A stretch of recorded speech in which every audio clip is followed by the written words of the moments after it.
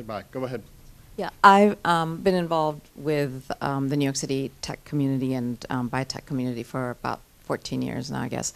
And one of the major things that I'm seeing over the last 5 or 6 years, I guess, is that it's much harder to get funding, obviously, and there's this whole valley of death and translational research, which has become a problem. When I worked on my first company, we got $6 million, and we were like, there was no way anything like that would get funded today. So I'm actually kind of wondering, and I know the foundations that I work with are like really, really concerned about that. It doesn't apply obviously to really easily monetizable ideas, but it does apply to a lot of biotech type of ideas. And so I'm wondering what some of the new innovative ideas are that are utilizing maybe some various forms of like crowdfunding or really, really, really early stage venture and things like that you guys are coming up with. Just a question, are you referring to funding for tech companies or life science companies, both? I'm thinking really more of life science companies where, you really have a very early stage idea or say a new antibiotic target or something. So, when you first asked the question, what came to mind is certainly on the technology area, there's a much more well-developed, channel for financing companies. I mean, when I financed one of my first companies 13 years ago, went to California to get it financed. Today, we have, we've got angel investor groups, and we've got Series A groups, and we've got companies that have all created strategic partnerships and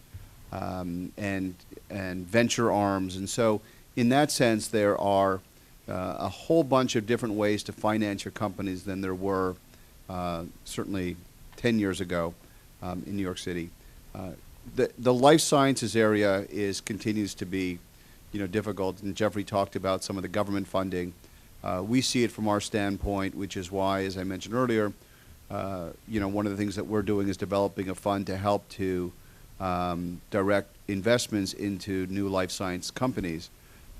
But there certainly is.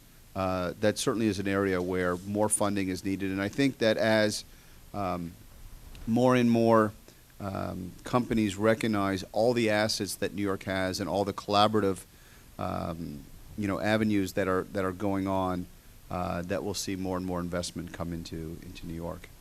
So it, without a doubt, has gotten a lot harder. There are many fewer venture funds, and the venture funds that are around are worried about their existing portfolios or can fund later stage companies at early stage valuations. So I actually have a proposal to Eric. One of the things that I think that New York could do that would be great would be to leverage the SBIR program. So if pay lines for grants are at 10%, SBIR pay line is more like 30%, so they're a more accessible pool of capital. And I think New York should come up with a matching deal where somehow we come up, if you get an SBR approved, so you've gone through a very rigorous process, if we could match those dollars, you would then actually have enough cash that you could hit some of your critical milestones and then be more ready for the private market.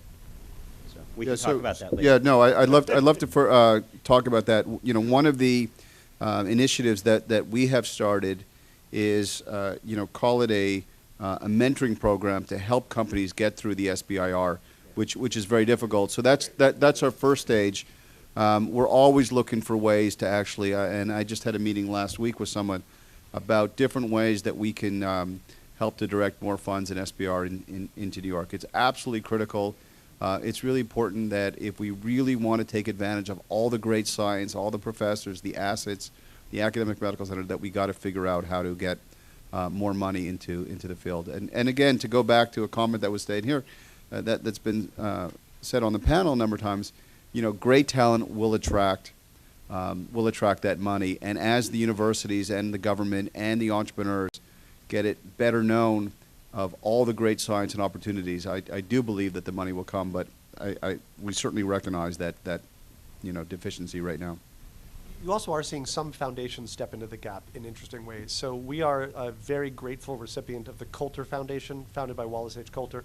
We're one of the Coulter schools. And so what they've done is they've given Columbia and I think 11 or 12 other universities around the country $5 million apiece to find extremely promising And when they say promising, they mean it's the double bottom line. They mean promising like change the world and promising like successful products in the marketplace.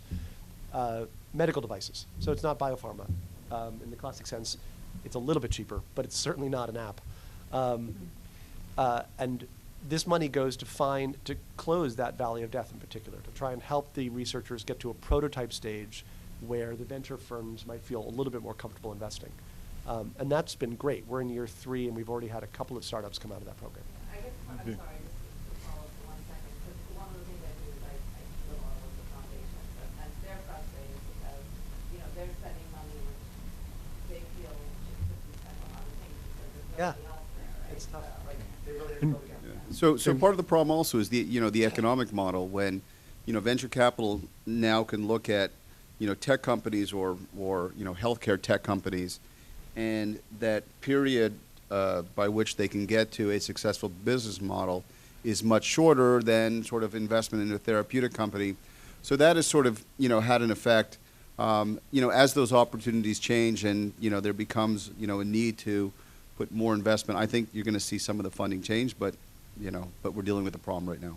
And let's just, because of time, and some of the panelists do have to leave, I want to leave time for people to meet. We'll take one question here, and I'm sorry, that's the time, and then we'll just conclude by asking the panel what they see some of the challenges or possible threats to New York City's ecosystem is.